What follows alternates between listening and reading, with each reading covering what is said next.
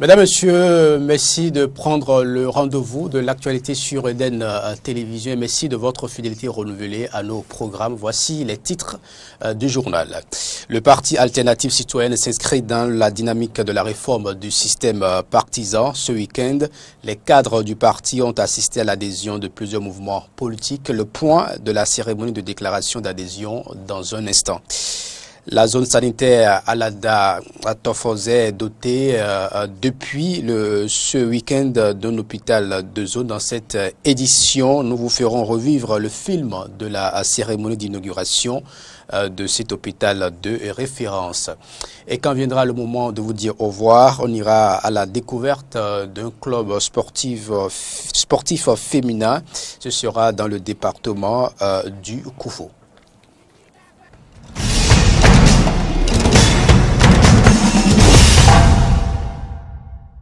Plusieurs mouvements politiques ont fait leur adhésion ce week-end au Parti Alternative Citoyenne. C'était au cours d'une cérémonie qui s'est déroulée à Cotonou. Le point de la rencontre avec Carole Olaye et Fréjus Fiossi.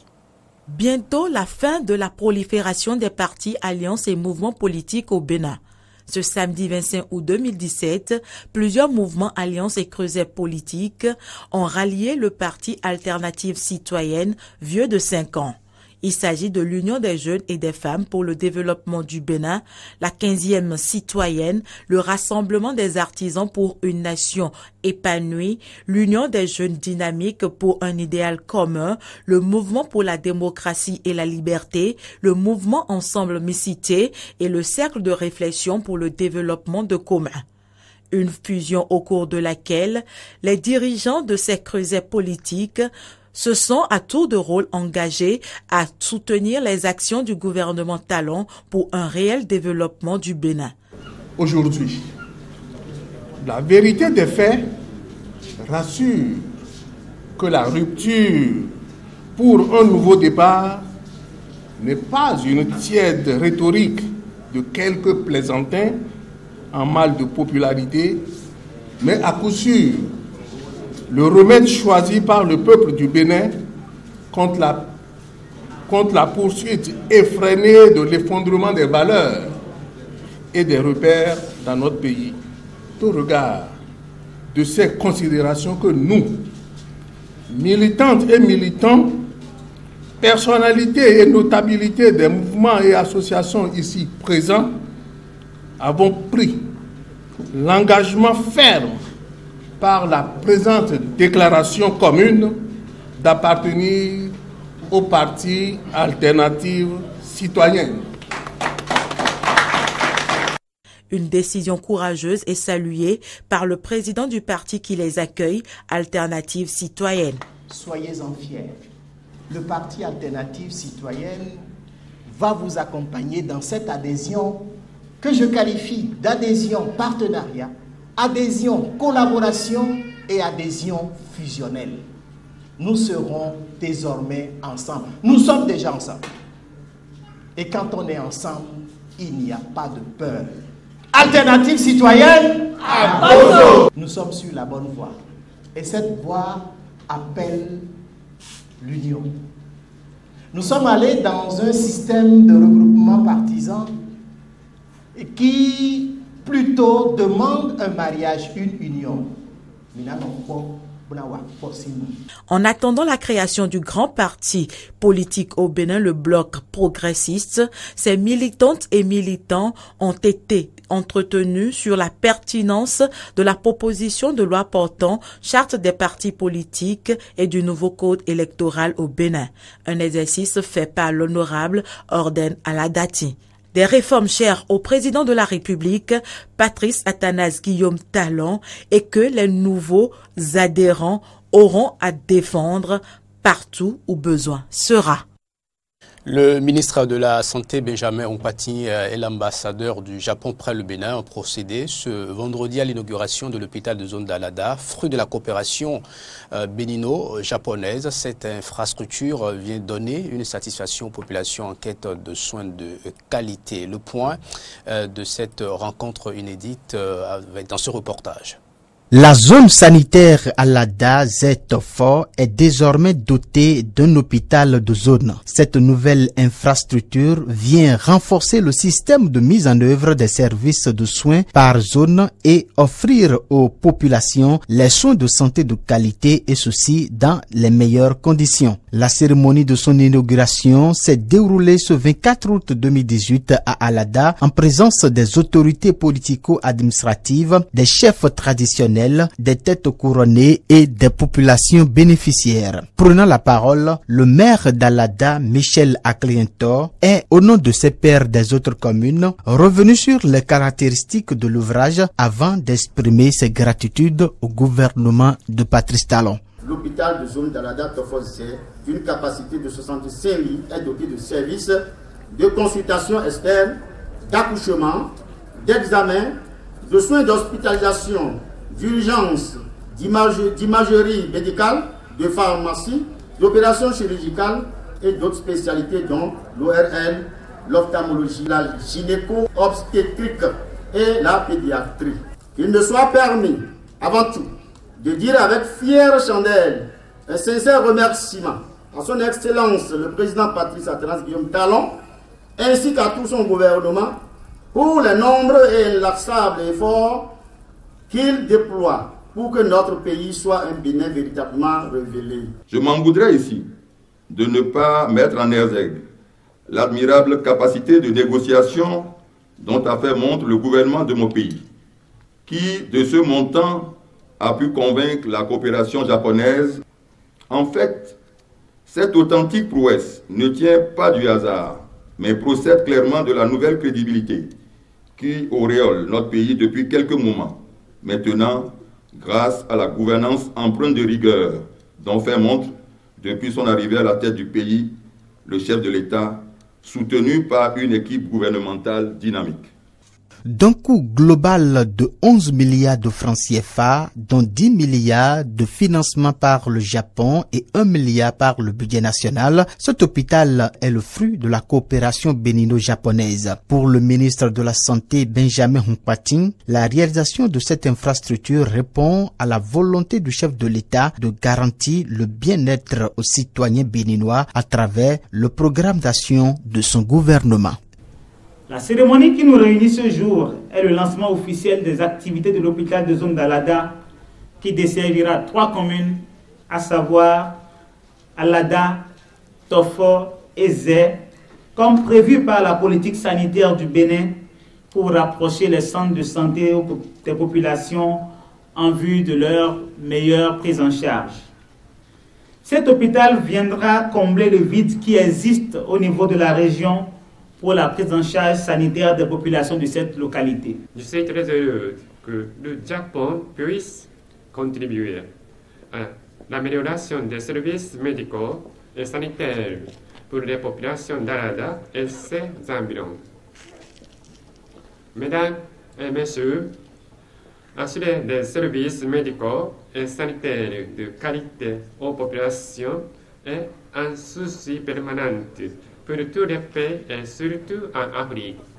Avant la visite des différents services de l'hôpital, c'est à Sa Majesté Tcherosu Bodegbe Lamafan, roi d'Alada, l'honneur est revenu d'implorer la bénédiction divine et celle des manes des ancêtres sur cette nouvelle infrastructure sanitaire. Au nom des entités traditionnelles du Bénin, entités célestes, entités terrestres et entités maritimes, nous bénissons l'hôpital de zone d'Alada Tofo Zé.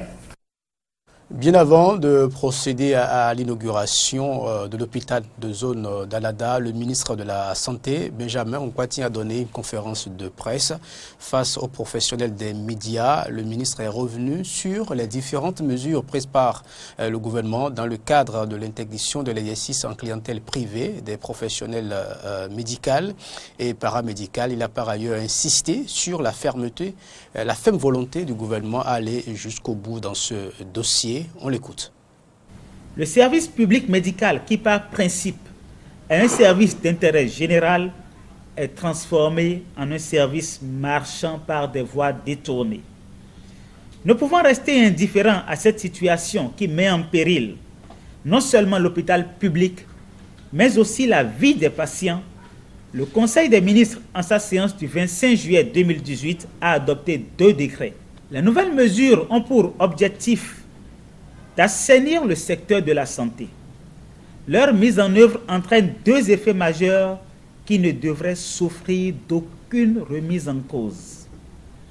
Premièrement, l'option à faire par les acteurs ciblés de rester dans le secteur public ou de choisir de se consacrer exclusivement à leurs activités dans le secteur privé. C'est donc un choix à faire. Deuxièmement, la date de démarrage des contrôles fixée au 1er septembre 2018. À cette date, les acteurs concernés devraient avoir fait l'option de se conformer à la nouvelle disposition légale en matière d'exercice de la profession médicale. Passé le délai du 1er septembre 2018, tout contrevenant s'expose à la rigueur de la loi et des sanctions ne manqueront pas d'être appliquées.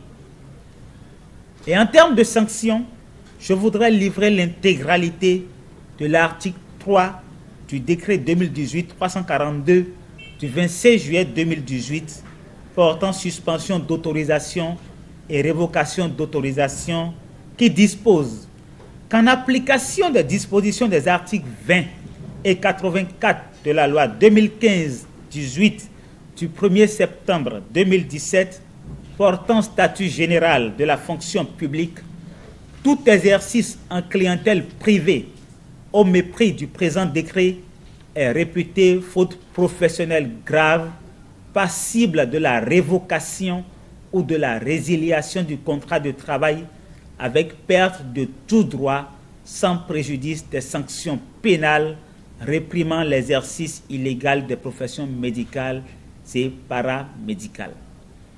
Dans un deuxième alinéa, cet article 3 prévoit que tout agent révoqué ou licencié en application du présent décret ne peut être autorisé à exercer à titre privé.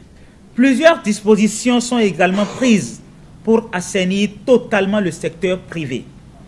Il s'agit notamment de la définition d'une feuille de route, de la mise en place d'un cadre de concertation regroupant toutes les parties prenantes et d'une série de mesures visant à finaliser avec diligence le processus de délivrance de nouvelles autorisations d'exercice en clientèle privée et d'ouverture d'établissements privés de soins. Je lance un appel pressant à tous ceux qui se livrent à l'exercice illégal des professions médicales et paramédicales, notamment dans des habitations et autres locaux clandestins, pour qu'ils mettent fin à cette pratique néfaste avant la descente sur le terrain des équipes de contrôle. La loi sera appliquée avec la dernière rigueur à tous les contrevenants. D'une conférence de presse à une autre, intéressons-nous à celle donnée par le procureur général près la Cour d'appel de Cotonou. Il s'agissait pour lui de faire le point de la session supplémentaire de la Cour d'assises tenue du 16 juillet au 23 août 2018. Les travaux de cette session ont effectivement démarré le 16 juillet 2018, mais ont pris fin un peu plus tôt que prévu, c'est-à-dire le 23 août 2018, suite à l'arrêt de renvoi pour complément d'information dans le dossier ministère public contre Alofa Kossi Kodjo et Amoussou Donatien, précédemment prévu pour durer jusqu'au 24 août 2018. Après plus d'1 mois d'audience tenue, les statistiques se présentent ainsi qu'il suit. Nombre de dossiers au rôle, 34. Nombre de dossiers avec condamnation, 26. Nombre de dossiers avec acquittement, 1. Nombre de dossiers vidés avec internement des accusés, 3. Nombre de dossiers renvoyés à une session ultérieure, 4. Nombre de dossiers constatant l'extinction de l'action publique. 1. Nombre de personnes condamnées, 34 personnes, et nombre de personnes acquittées, 1 personne. Les condamnations prononcées portent sur les travaux forcés et la réclusion criminelle. Condamnation à perpétuité, 4 accusés. Condamnation à 20 ans, 8 accusés. Condamnation à 15 ans, 4 accusés. Condamnation à 12 ans, 3 accusés. Condamnation à 10 ans, 2 accusés. Condamnation à 8 ans, 2 accusés. Condamnation à 7 ans, 3 accusés. Condamnation à 6 ans, 2 accusés. Condamnation à 5 ans, 4 accusés. Et enfin, condamnation à 4 ans, 1 accusé. S'agissant des recours, il est à noter qu'à cette date, 5 pourvois ont été enregistrés. Il s'agit de pourvois faits par les accusés et les parties civiles. À présent, les populations de l'arrondissement de Togba, dans la commune d'Abomey-Calavi, ont célébré un festival, le festival des gardiens de nuit, communément appelé Zangbeto, démarré le 21 août 2018. Ce festival a connu son épilogue ce dimanche à l'école primaire publique de Roueto. Une cérémonie au cours de laquelle le chef de l'arrondissement de Togba a confirmé son soutien au président de la République.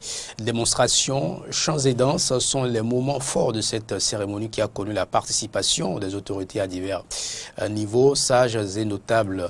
Suivons à présent le chef d'arrondissement de Togba et quelques participants.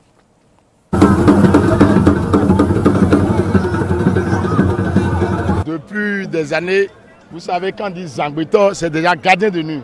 Depuis des années, chaque année, le roi, les Angans et autres s'organisent pour fêter, pour implorer le monde de nos ancêtres, pour amener, chasser les esprits mauvais de la zone. Pour cette fois-ci, on a placé ça sous le signe de la sécurité autour de centrales 120 MW. C'est à 200 mètres d'ici. On vient de là tout à l'heure avant de venir ici pour aller voir l'état d'avancement des travaux. Le président de la République, Patrice Talon, a beaucoup investi dans notre coin, dans notre zone Togba, dans la commune d'Abomey-Calavi, a investi des centaines de millions par rapport à 120 MW. L'année prochaine, il y aura encore un second projet, plus de 100 milliards. Donc vous voyez déjà des centaines de milliards dans ce petit arrondissement Togba, grâce au président de la République, Patrice Talon. Les gardiens de nuit, c'est-à-dire les Zangbeto, sont là pour sécuriser la base, c'est-à-dire de part de la sécurisation de la base, c'est centrale thermique, c'est à 200 mètres d'ici. Donc la population, vous venez de le voir, il le félicite pour tout ce qu'il est en train de faire pour nous, pour Calavi, pour ne pas dire Togba en particulier. On a discuté avec le président de la République, ils nous ont parlé de Carrefour Tankwe à Maria Glita. On nous a dit le CG de Roueto, qui est à 100 mètres de là, on veut la clôture, on veut les bâtiments, le président de la République nous a donné et les travaux ont commencé effectivement là. Donc on profite de votre caméra pour le féliciter pour tout ce qu'il est en train de faire pour nous dans notre petit coin Togba. Zangbeto, qui a eu lieu dans l'arrondissement de Togba. Je vous assure que j'ai été très ému de tout ce que je viens de voir ce soir, parce que Zangbeto, comme nous venons d'entendre tout à l'heure, n'est rien d'autre que les gardiens de la nuit. Et c'est à croire qu'on retourne dans le passé, puisque ça c'est nous-mêmes. C'est nous-mêmes, donc on ne peut qu'encourager un truc pareil. Retourner dans la tradition, ça c'est le Bénin, c'est Calavi. Je remercie d'abord le chef d'arrondissement de Togba qui a dû parrainer l'événement. Les sentiments, c'est un sentiment de joie, de satisfaction, parce que nous sommes en train de valoriser notre culture. C'est comme dans le programme d'action du gouvernement, M. Patrice Talon, où dans son programme, il a pensé valoriser en réalité notre culture. Nous avons une culture que nous devons montrer dans le monde entier. Nous sommes d'accord qu'ici au Bénin, il y a la culture qui est là. La sortie de Zangbeto, c'est notre culture personnelle. C'est la culture endogène que nous pouvons soutenir. C'est une très belle initiative de la part du chef d'arrondissement de Togba qu'on ne peut que soutenir.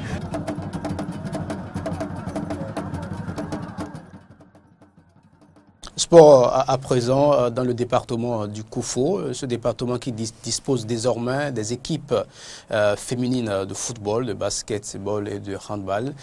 Ces équipes ont été constituées au thème d'un festival de sport féminin organisé par la direction départementale du tourisme, de la culture et des sports. Ce sont les communes de Lalo et de Diakotomin qui ont abrité respectivement les finales de football et de handball. Le point avec notre correspondant sur place, Jonas Bouchi.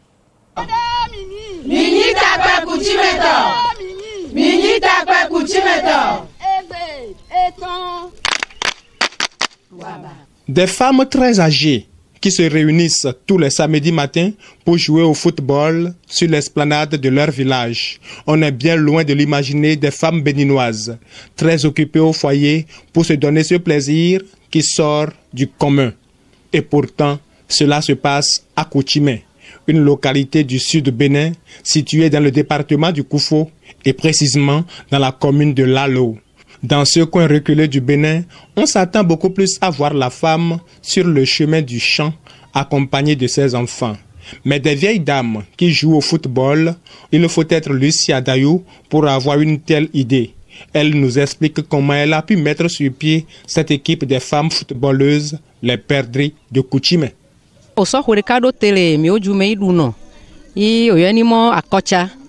chaque occasion de la fête annuelle du village, les hommes ont l'habitude de jouer au football. C'est au cours d'une de ces fêtes que pour briser la monotonie, j'ai proposé que les femmes remplacent les hommes sur le terrain. Par la suite, nous y avons pris goût et avons enfin constitué l'équipe des femmes footballeuses du village. Vivi, Keke, Ivato, Ballon, Koko.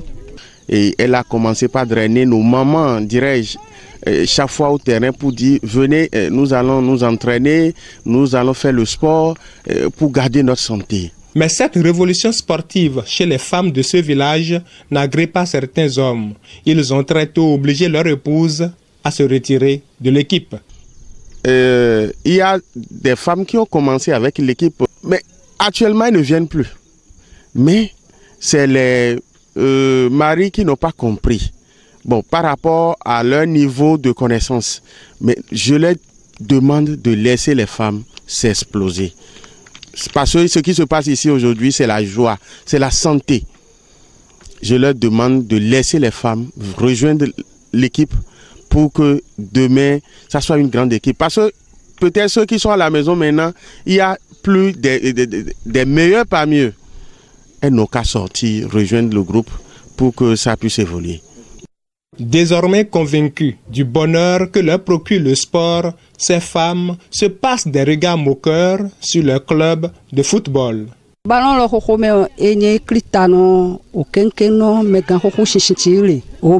Je suis la plus âgée de l'équipe.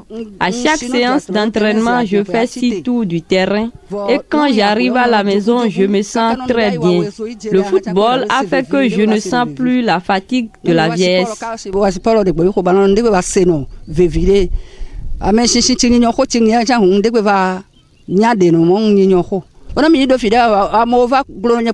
À chaque match, les gens s'étonnent que je joue encore au foot malgré mon âge.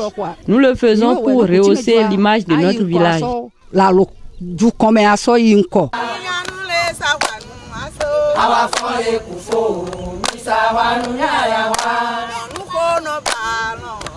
Au-delà du bonheur que prouvent les femmes de cette équipe de football, cet homme se réjouit du rayonnement qu'elle donne à tout le village. La fois passée, elles ont été à une compétition à Plahoué. Il y a plusieurs parmi elles qui ont eu des trophées. Vraiment, aujourd'hui, Eden TV est là, je ne sais pas. Un jour, ça peut être à partir de cet événement que le village va avoir une grande visibilité à l'étranger.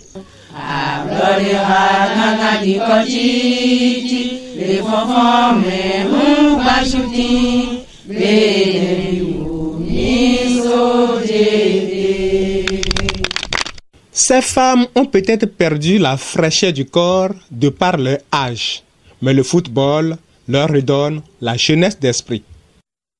Vous l'avez constaté, c'était Jonas Bouchi qui nous faisait découvrir un club féminin de football installé à Kouchima, dans le département de Koufo, les perdrix de Kouchima. Un reportage très intéressant. On va maintenant regarder la mise en place des autres équipes féminines de handball et de basketball, toujours dans le département du Koufo.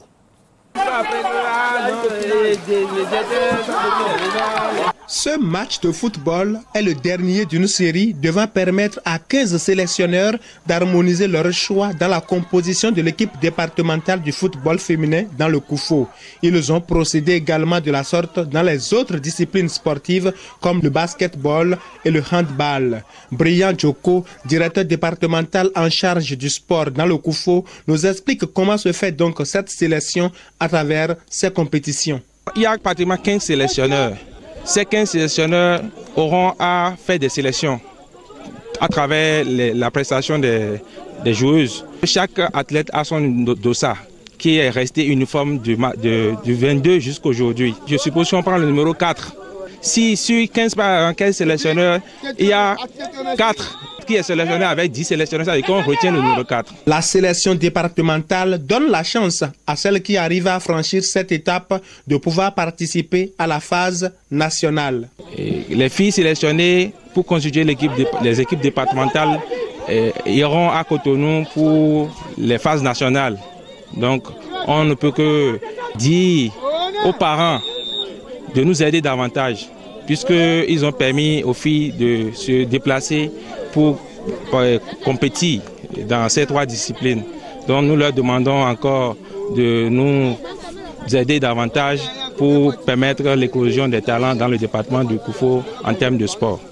Au terme de ce festival du sport féminin dans le Koufo, la composition des équipes départementales a été dévoilée aux participantes de chaque discipline. Et je tiens à remercier aussi les autorités qui nous ont accompagnés depuis le début jusqu'ici.